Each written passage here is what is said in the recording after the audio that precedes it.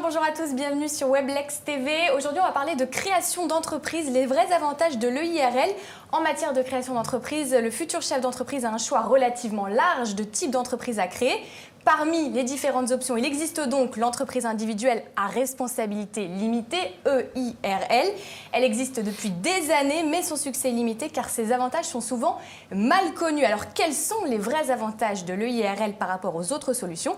On en parle avec nos deux intervenants aujourd'hui sur ce plateau. Sophie Jogou, bienvenue, merci beaucoup d'être avec nous. Vous êtes expert comptable chez Strego et Xavier Delabarrière, expert comptable chez OCL Direct. Alors tout d'abord, je m'adresse à vous.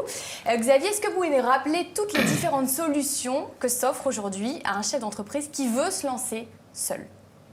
Alors en fait, quand on est seul, on a le choix entre trois formes juridiques, trois solutions. La première, c'est la SASU. On en reparlera. La deuxième, l'EURL. Et la troisième, c'est l'entreprise individuelle, qui elle-même comporte trois formes différentes.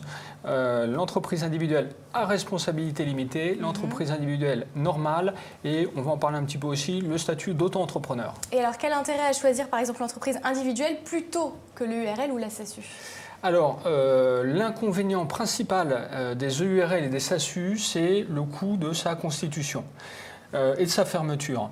Créer une EURL ou une SASU, ça coûte à peu près entre 500 et 1000 euros, selon que vous faites aider ou pas.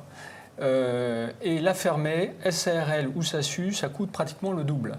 Donc il y a des coûts de création et de fermeture qui ne sont pas négligeables, alors que dans les entreprises individuelles normales, créer une entreprise individuelle, ça coûte, on va en parler, mais entre 0 et 100 euros maximum. Et qu'est-ce qui différencie l'entreprise individuelle dite donc classique et l'EURL qui a responsabilité limitée?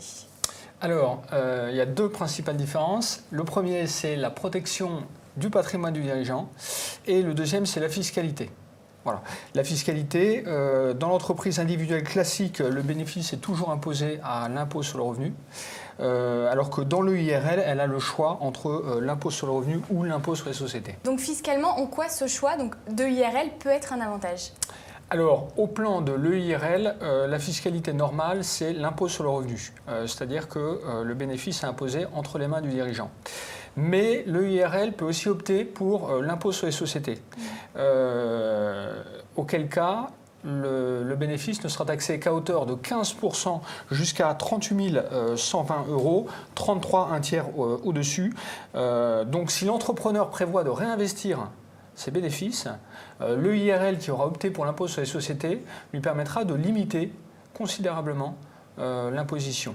Et est-ce que, comme dans l'entreprise individuelle normale, ces bénéfices sont soumis aux cotisations sociales?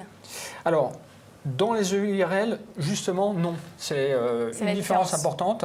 C'est-à-dire que le bénéfice qui est réinvesti dans la société n'est pas soumis à cotisation sociale, contrairement à l'entreprise individuelle classique. Et est-ce qu'au niveau des charges sociales, c'est la même chose ou pas du tout?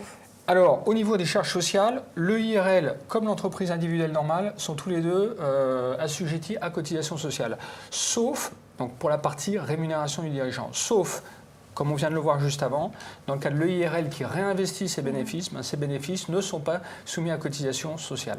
Sophie, je m'adresse à vous. À présent, on va parler de la protection du patrimoine du dirigeant. En quoi consiste, encore une fois, cette différence précisément? Voilà, alors dans l'entreprise individuelle, le patrimoine du dirigeant est unique. C'est un patrimoine qui comprend à la fois les biens personnels, son habitation, sa voiture, et les biens professionnels. Et c'est ce patrimoine unique qui va servir de garantie auprès des créanciers.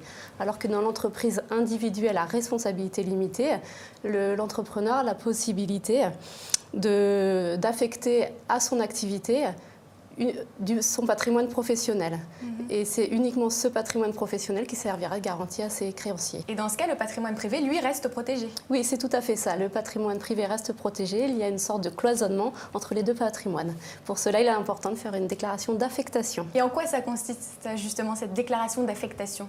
Ça veut dire quoi exactement? Oui, dans cette déclaration d'affectation, il va falloir lister l'ensemble du patrimoine professionnel affecté à l'activité, c'est-à-dire le fonds de commerce, le matériel, l'outil outillage. On a également aussi la possibilité d'intégrer dans ce document du patrimoine privé affecté à l'activité professionnelle. Je pense par exemple à l'habitation principale et également surtout aux véhicules qui seraient utilisés à la fois de manière professionnelle et privée. Et où est-ce qu'on l'a fait cette déclaration ? Alors il faut se rendre au centre de formalité des entreprises. Dans cette déclaration, il va falloir vraiment lister chaque matériel, le nombre, la valeur. Et également, si on souhaite y intégrer son habitation principale, il va falloir se retourner vers un notaire, ça c'est important. Et pour tout ce qui est patrimoine au-delà de 30 000 €, il va falloir faire une attestation par un expert comptable ou un commissaire aux comptes. Se rapprocher d'un expert comptable ou d'un commissaire aux comptes de façon à ce qu'il fasse un rapport sur la valeur de ce patrimoine. Mais si on revient juste sur le patrimoine de l'entrepreneur individuel dit classique, lui aussi il peut protéger son patrimoine grâce à la déclaration d'insaisissabilité. Ça suffit pas ça ? Alors cette déclaration d'insaisissabilité... C'est difficile à dire, mais quand on l'a passée, on la passe bien. Ouais, c'est vrai. Alors, donc cette déclaration, elle concerne uniquement le patrimoine immobilier. Donc en effet, la vraie différence. Voilà, c'est ça. Il faut se rendre chez un notaire. On va pouvoir protéger son habitation principale et également tout l'immobilier habitation secondaire ou immobilier locatif. Eh ben, merci beaucoup tous les deux pour ces explications. Vous aviez un petit mot à rajouter sur ce sujet ? Non, on en fait de plus en plus maintenant et c'est courant. Mot de la fin, c'est que les entreprises individuelles, ce qu'il faut savoir, sont très peu utilisées maintenant, puisque tout le monde crée des EURL, puisque ça ne coûte pas plus cher et ça protège beaucoup plus. Bon, merci beaucoup à tous les deux. On se retrouve très prochainement pour un nouveau numéro, évidemment, sur Weblex TV. Restez bien avec nous, à très vite. On se retrouve sur ce plateau, même heure, même endroit. Ça marche ? Tous les deux, vous serez là ? Parfait. À très vite, ciao.